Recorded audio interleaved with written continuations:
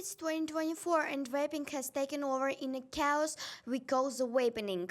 Amid the zombie apocalypse, we are fighting to resist the lure of vaping.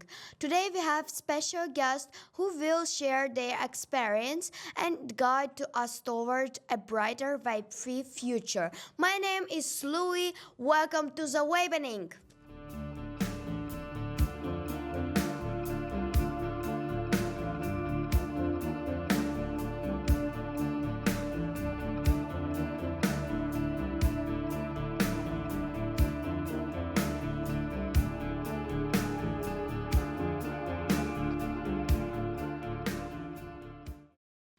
Our first guest is Amelia.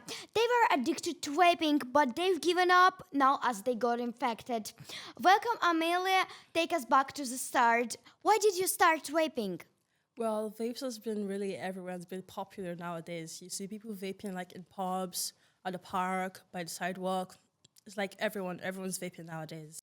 But for me, what actually got me started was my friends. Every time they like went on the vape break, they would always ask me, "Do you want to vape? Do you want to try? Are you sure you don't want it?" So at first I would decline, but like after some while, I kind of like caved into the pressure, and like I said yes, and I tried it.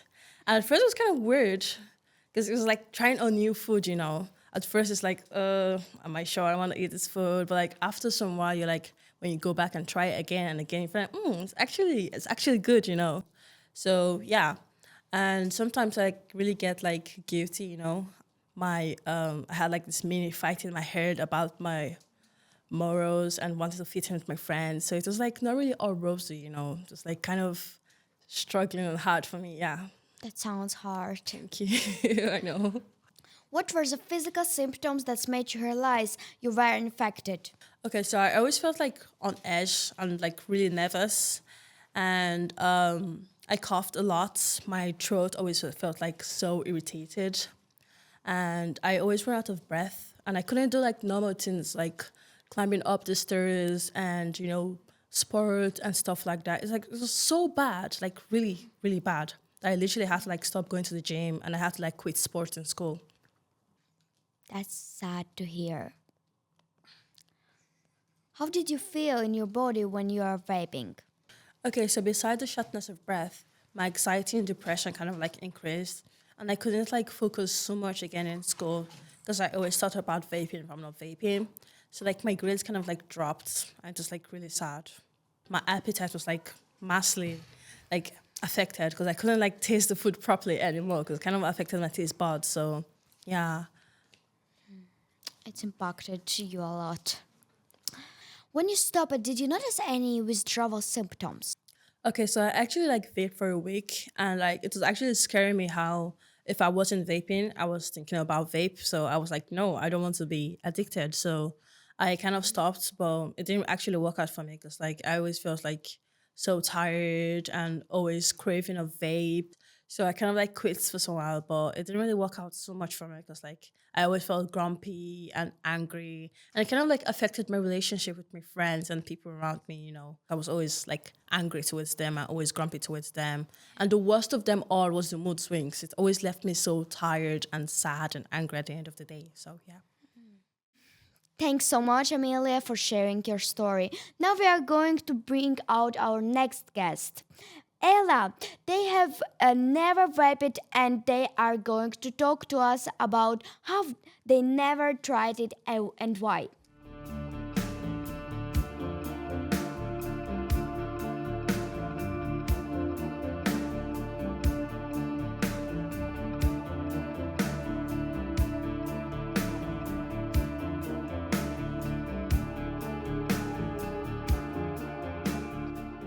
Hello, Ella. How do you feel about never vaping? Do you feel like you miss it out or like you did the right thing? I was curious, but I knew I struggled to stop because I saw how it turned people into zombies, and I realized the risk. I realized it's too risky for me. That's understandable. How do people who vape act towards you? When I go out with my friends, I often see people vaping. They seem interesting, but if I got on with them, I'm too afraid to get on pressured into vaping.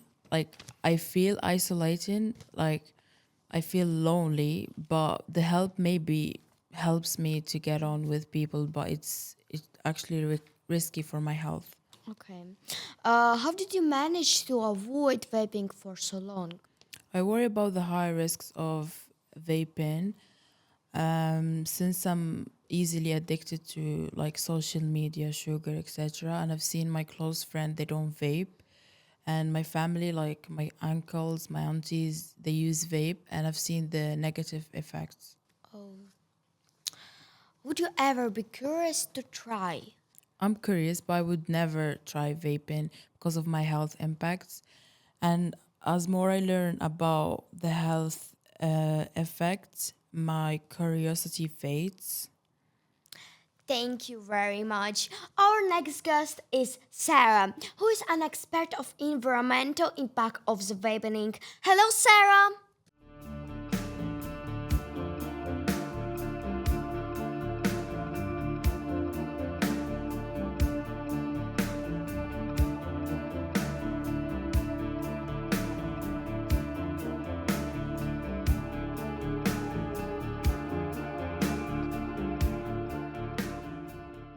What is your expert opinion on the environmental impact of the vaping? As an environmental expert, I've observed the negative impact of vaping, particularly due to the increase in litter from disposable vapes and their plastic packaging.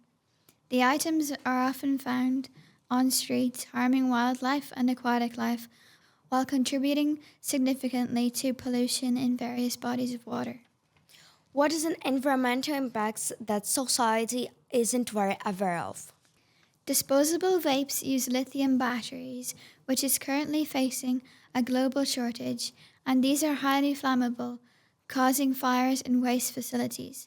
When not recycled properly, they can leak harmful chemicals into the environment. A better alternative is to use reusable or rechargeable vapes, which can help alleviate these issues. How can we promote proper disposing of vapes? Many people don't realize that they can remove and recycle the lithium batteries from disposable vapes in Ireland. This can be done at government certified battery bins managed by Waste Electrical and Electronic Equipment Ireland. Any electrical item with the crossed out wheelie bin logo can be recycled in blue battery boxes available at most supermarkets and certified retailers. To raise awareness, informative posters could be placed at bus stops and schools. Additionally, retailers are legally required to take back old vapes for disposal. So, returning your vape to the place of purchase is another option for recycling. Why have you decided to become an expert of environmental impacts of vapes? I became an expert on the environmental impacts of vaping due to the lack of research on the topic and its growing significance. Waste management in society is already poor. In Ireland, only 28% of waste is recycled, with 70% incinerated and 2% disposed of. This inadequate recycling is a hurdle to effective waste management, prompting my focus on this issue. Thank you, Sarah. Our next guest is one of the infected. Kate has recently succumbed to the vaping and is currently addicted to nicotine.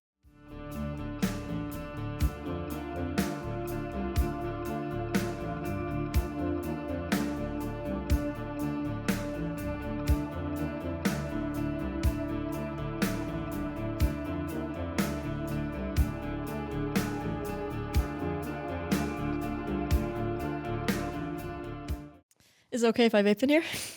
Now, vaping indoors is prohibited. Are you aware of all the new laws surrounding vaping? I mean, I'm aware of them, but like, I don't follow them. 'Cause, you know, they're just so convenient, the vapes. You can just hide it up your sleeve or, you know, blow the smoke down your sleeve or anything. Because it doesn't leave a lingering smell like like cigarettes. I mean, I only use it just for like my anxiety or for stress, you know, when exams are coming up or when I'm going out to places where I've never been before. Oh, it sounds like you are addicted. Would you say that you are addicted to vaping? How has this affected you? I mean, I wouldn't. I mean, I mean, addicted. Like, okay, well, for this, I'd probably say, I mean, I don't, I don't know. I mean, it's just really scary, like at this point, because I mean, if I'm not vaping, I'm thinking about it, and if I run out, my anxiety just it gets so much worse, and I don't know. It's just so overwhelming sometimes. Like I just don't know what to do. Oh, that's not a good situation to be in. What was your life like before you start vaping? I mean, last year I was on my school's football team, and when I look back, it's just so good. You know, it really helped with my mental and physical health. But like, I mean, last year I made some new friends in the year above me, and they were always vaping, and I mean, I always felt like left out because they're having conversations and making jokes outside, and I couldn't go with them. But one day they offered me a vape, and I mean, I couldn't pass up on the opportunity. Like, I wanted to be in all the jokes and conversations, and it's kind of, I kind of got a little bit addicted. But then I started skipping out on practices, and my coach, he kept warning me and warning me, but I just didn't listen, and I got kicked off the team. I mean, look, when you're a teenager, you just want to fit in so badly, and sometimes you just have to make stupid decisions to fit in. I mean, like I did. Oh my god. Would you ever like to quit? I've tried quitting before, but I've only managed like a day or two, because every time I quit, like the cravings kick in, and my anxiety just gets so much worse. Like it's just too much, and all my friends are still vaping. I just it's just like a toxic cycle. I just can't get out of it. I mean, I'd love to, but I just don't know where to go. I don't know what supports I need to get. Thank you, Kate. Next, we have Bethany, an addiction therapist from the HEC.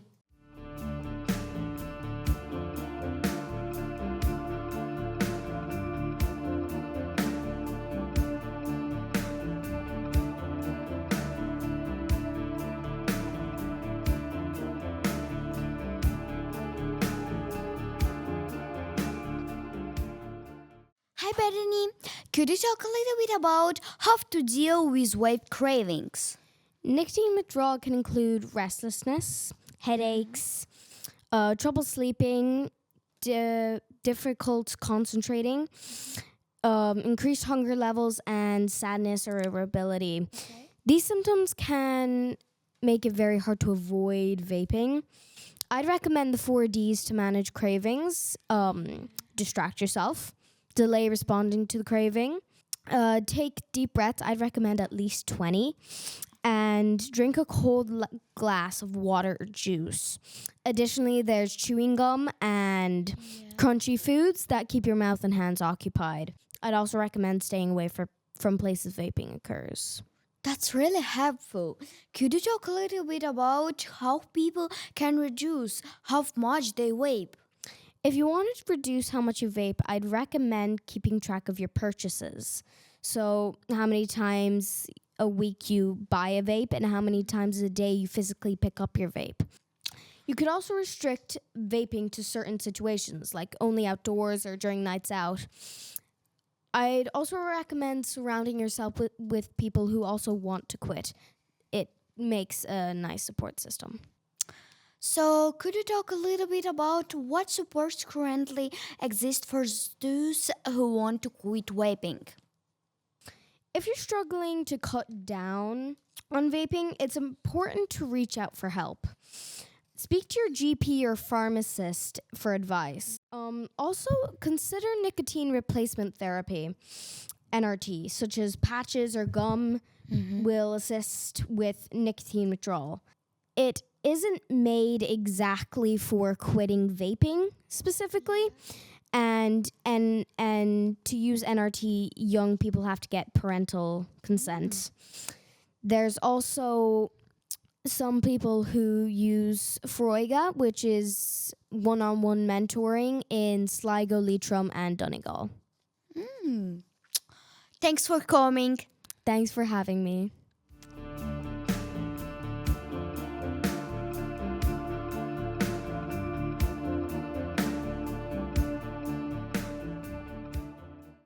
I have continued to not vape and I am feeling much better in my body, and I have joined an anti-vaping charity. I became fascinated by public health and went on to study medicine. I went on to win a Nobel Peace Prize for inventing the Mega Cleaner, a device which can sense hidden plastic and extract it harmlessly from the environment. I met Kate and we started the HSC Quit program to get off vapes. I haven't vaped in 6 days. There you have it. 5 individuals have shared how the vapening has impacted them. If anything we've discussed resonates with you, please reach out to the services listed. Thank you.